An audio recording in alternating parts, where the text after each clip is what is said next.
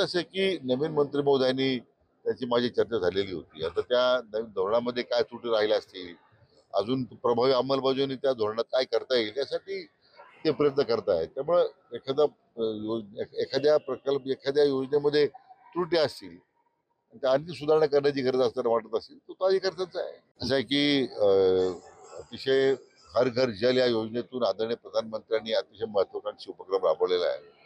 मोठ्या प्रमाणात योजनेचे काम सुरू आहे. आता काही ठिकाणी त्रुटी असतील, काही उणेवा असतील, काही भ्रष्टाचार तक्रार असतील तर राज्याचे मंत्री जे आहेत आमचे गुलाबराव पाटील ते समर्थ आहेत.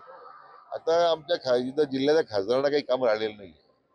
मला वाटतं उडून ताडून मला वाटतं लोकांमध्ये राहायचा त्यांचा प्रयत्न आहे. आता मला वाटतं जनतेने त्या नाकारलेलं आहे. त्यामुळे त्यांचा आता मला वाटतं कार्यकाळ संपलेला आहे असं माझं हरकत नाही.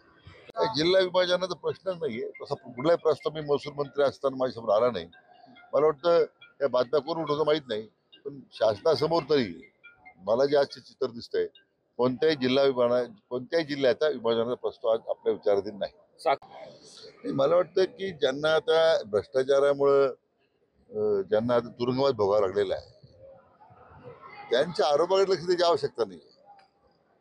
शेवटी त्या दिल्लीच्या विधानसभेच्या निवडणुकीत जनताच त्याचा निकाल देणार आहे. प्रथमतः मला शिवसेनेच्या सर्व पदाधिकाऱ्यांचं अभिनंदन करायचं आहे की एवढ्या मोठ्या स्तरावर माननीय मुख्यमंत्री कराटे स्पर्धेचं आयोजन केलेलं आहे आणि जिल्हा पातळीवर इतक्या प्रकारचं उत्तम आयोजन अतिशय सर्वांना प्रेरणादायी राहील अशी अपेक्षा आहे.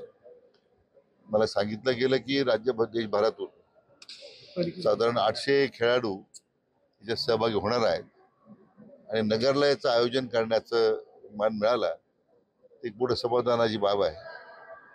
मी या स्पर्धेच्या आयोजकांना आणि सहभागी होणाऱ्या सर्व खेळाडूंना मनपूर्वक शुभेच्छा देतो.